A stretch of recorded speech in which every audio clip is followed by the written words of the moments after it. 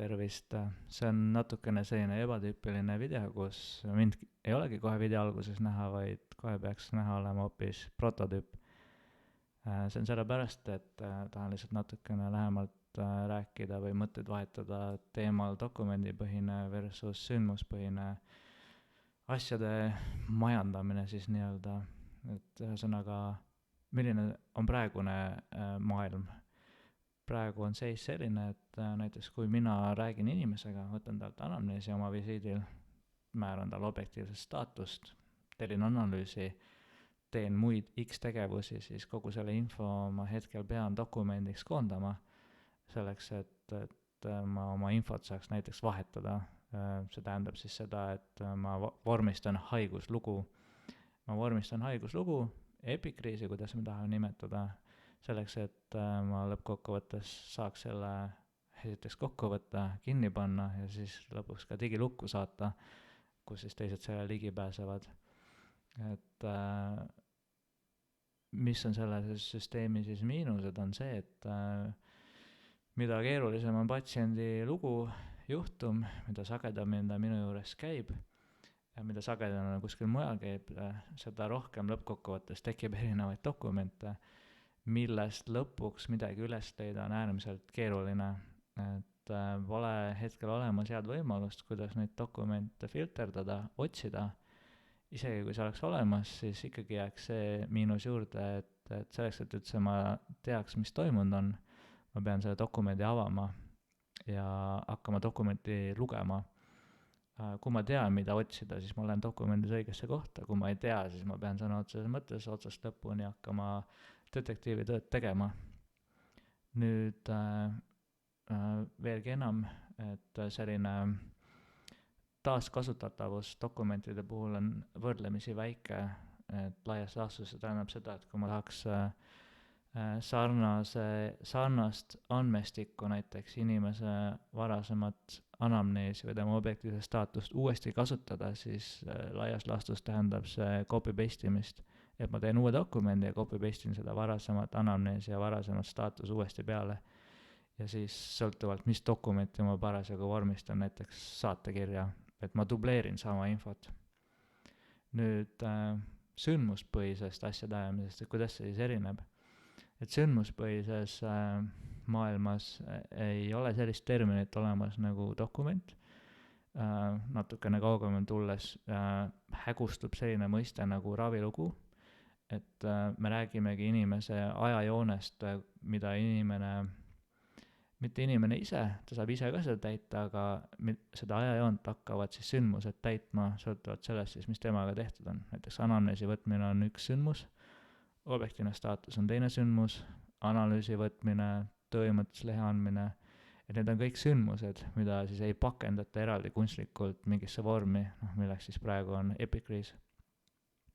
Nüüd, mis sellise majandamise plussid on see, et võttes siis teema üle sealt, kus viimati pooleli jäin, et kui on vaja andmeid taaskasutada, kui mul on vaja näiteks teha saatekirja, siis ma ei pea võtma varasemat dokumenti lahti, et sealt copy-paste ima hakata, vaid mul on need andmed juba sündmusena olemas.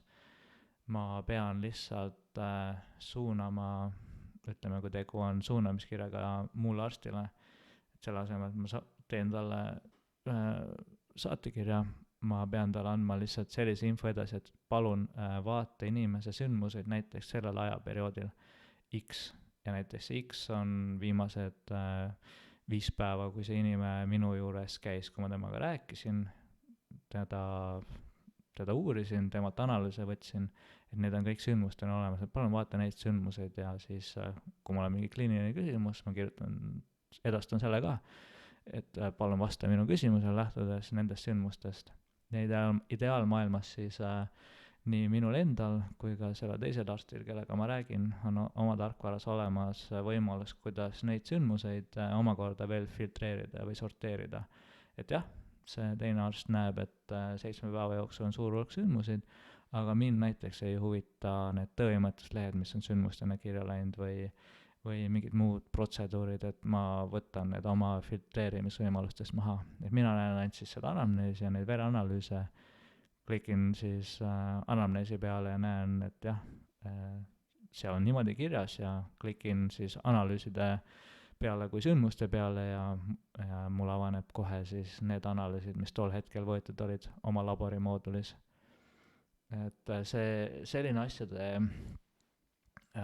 majandamine on väga palju paindlikum, et ma saan sama infot mitte dubleerides siis erinevates situatsioonides kasutada, et praegusel juhul ma rääkisin saatekirjast, aga ütleme, ma tahan seda sama inimest uuringule täpselt sama sisuga anamneesi ja objektiivse staatusega suunata, et ainukene uus asi siis, mis ma pean tegema, on jälle kliinilise küsimuse püstitama ja suunavale inimesele, kes siis seda uuringut teeb, et läheb jälle märge, et ma tahan seda uuringut sellest kohast nii ja nii moodi pildistatuna ja kui see sind aitab, palun vaata neid sündmuseid, mis näiteks kuuluvad viimase 10 päeva hulka näiteks, et inimene on käinud minu juures, pereõe juures, kurtnud seda ja seda, et vaata, kas see aitab sind.